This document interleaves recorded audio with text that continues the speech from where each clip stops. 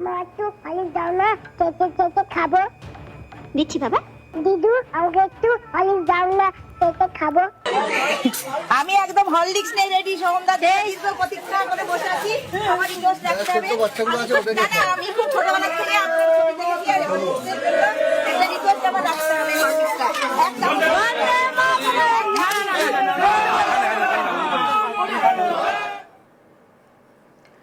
করিমপুরের রাস্তায় তখন বৈশাখের রোদ প্রায় আগুন ছড়াচ্ছে। মাথার উপর তপ্ত সূর্য, চারিদিকে নির্বাচনী উত্তেজনা, হাতে গোনা আর কয়েকটা দিন বাকি ভোটে। প্রার্থীরা তখন শেষ মুহূর্তের প্রচারে মরিয়া।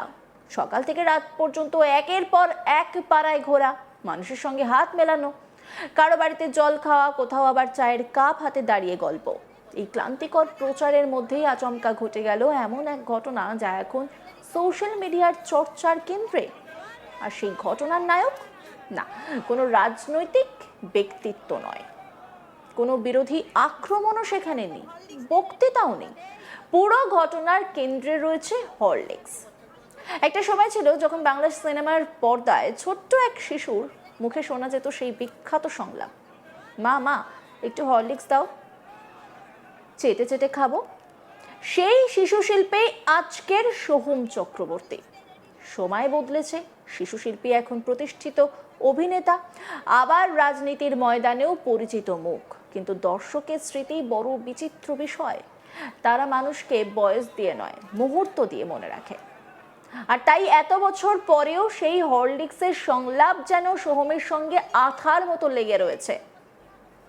করিমপুরে প্রচারের সময় সেটাই যেন আবার ফিরে এলো বাস্তবে।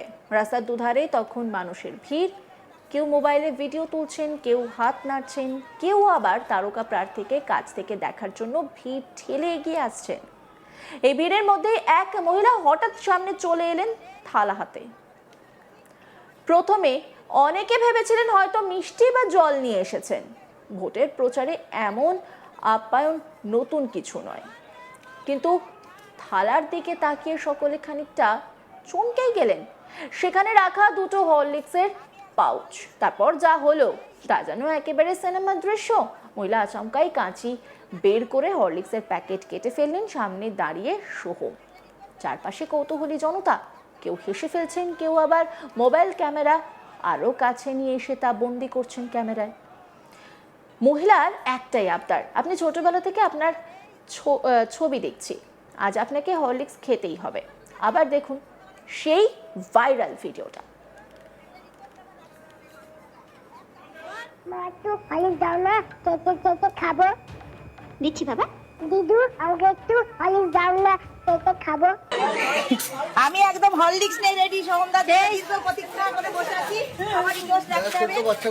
না না আমি খুব ছোটবেলা থেকে আপনার ছবি দেখেছি আর একটা রিকোয়েস্ট আমার রাখতে হবে হরলিক্সটা একদম।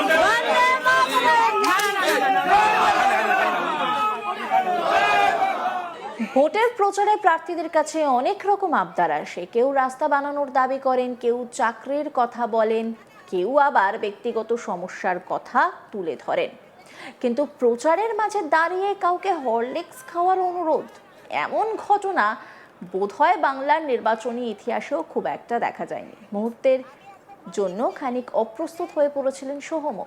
মুখে হালকা হাসি, চোখে বিস্ময়, কিন্তু বিরক্তির চিহ্ন এক ফোঁটাও নেই। বরং পরিস্থিতি সামলালেন নিজের স্বভাব সিদ্ধ সহজ ভঙ্গিতে। চারপাশে দাঁড়িয়ে থাকা বাচ্চাদের দিকে তাকিয়ে তিনি বলেন, ছোট্ট বাচ্চাগুলো আছে, ওদের দিন, ব্যাস। তাতেই হাততালির ঝড়, ভিড়ের মধ্যে হাসির রোল। কেউ বললেন, দেখেছো ছোটবেলার সোহম এখনো একই আছে। কেউ আবার মজা করে বললেন, হরলিক্সের সঙ্গে সম্পর্কটা এখনো কাটেনি। আসলে এটাই বাংলার রাজনীতির সবচেয়ে মজার দিক। এখানে নেতা মানেই শুধু গম্ভীর মুখের মানুষ নন, এখানে সিনেমা আর রাজনীতি প্রায়ই হাত ধরাধরি করে চলে। আর যদি সেই নেতা সিনেমার মানুষ হন তাহলে তো কথাই নেই। মানুষ তখন তার বক্তৃতার পাশাপাশি পুরনো সিনেমার সংলাপও মনে রাখেন। সোহম চক্রবর্তীর ক্ষেত্রেও সেটাই হয়েছে। তিনি শুধু একজন রাজনৈতিক প্রার্থী নন, তিনি বহু মানুষের শৈশবের অংশ। 90-এর দশকে টেলিভিশনের সামনে বসে যারা বাংলা সিনেমা দেখেছেন তাদের অনেকের কাছেই সোহম মানে সেই দুষ্টু মিষ্টি একটা ছোট্ট বাচ্চা। সময়ের সঙ্গে তিনি নায়ক হয়েছেন, তারপর নেতা, কিন্তু দর্শকের মনে সেই ছোট্ট ছেলেটা এখনো কোথাও রয়ে গেছে। আর তাই করিমপুরের এই ঘটনা নিছক মজার ঘটনা নয়, এটা আসলে তারকা সংস্কৃতির এক অন্য ছবি, যেখানে সিনেমার সংলাপ বাস্তব জীবনের প্রচারে ঢুকে পড়ে, যেখানে ভোটের উত্তেজনার মধ্যেও মানুষ হাসির মুহূর্ত খুঁজে নেয়। এই ঘটনাকে ঘিরে সোশ্যাল মিডিয়াতেও শুরু হয়েছে তুমুল আলোচনা। কেউ লিখছেন হরলিক্সের ব্র্যান্ডের উচিত এখনই সোহমকে নিয়ে বিজ্ঞাপন বানানো, কেউ আবার বলছেন এটাই বাংলা, এখানে ভোটেও সিনেমা আছে। অনেকে আবার পুরনো দিনের স্মৃতিতে ডুব দিয়েছেন। ছোট বউ সিনেমার সেই দৃশ্য নিয়ে নতুন করে আলোচনা শুরু হয়েছে। অনেকে লিখছেন ছোটবেলায় ওই সংলাপ শুনে তারাও নাকি হরলিক্স খাওয়ার বায়না ধরতেন। রাজনীতির ময়দান সাধারণত খুব কঠিন জায়গা, সেখানে প্রতিদিন অভিযোগ পাল্টা অভিযোগ, কাদা ছোড়াছুড়ি চলতেই থাকে। কিন্তু এর মাঝেও এমন কিছু মুহূর্ত আসে যা মানুষকে একটু হাসায়, একটু অন্যভাবে ভাবতে শেখায়। করিমপুরের এই হরলিক্স কাণ্ড ঠিক তেমনই এক মুহূর্ত।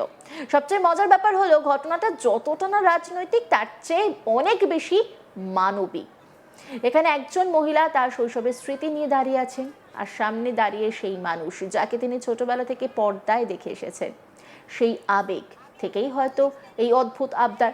এমন ঘটনা প্রমাণ করে তারকাদের জীবন কখনো পুরোপুরি বদলায় না। তারা যতই রাজনীতিতে আসুন, মানুষের কাছে তাদের পুরনো পরিচয় কখনো মুছে যায় না। সোহম হয়তো এখন ভোটের অঙ্ক কষছেন, বুথের হিসাব রাখছেন, রাজনৈতিক কৌশল নিয়ে ব্যস্ত, কিন্তু মানুষের মনে তিনি এখনো সেই হরলিক্স খেতে চাওয়া ছোট্ট ছেলেটাই। করিমপুরের গরম রাস্তায় দাঁড়িয়ে তাই এক মুহূর্তের জন্য রাজনীতি হার মেনেছিল নস্টালজিয়ার কাছে।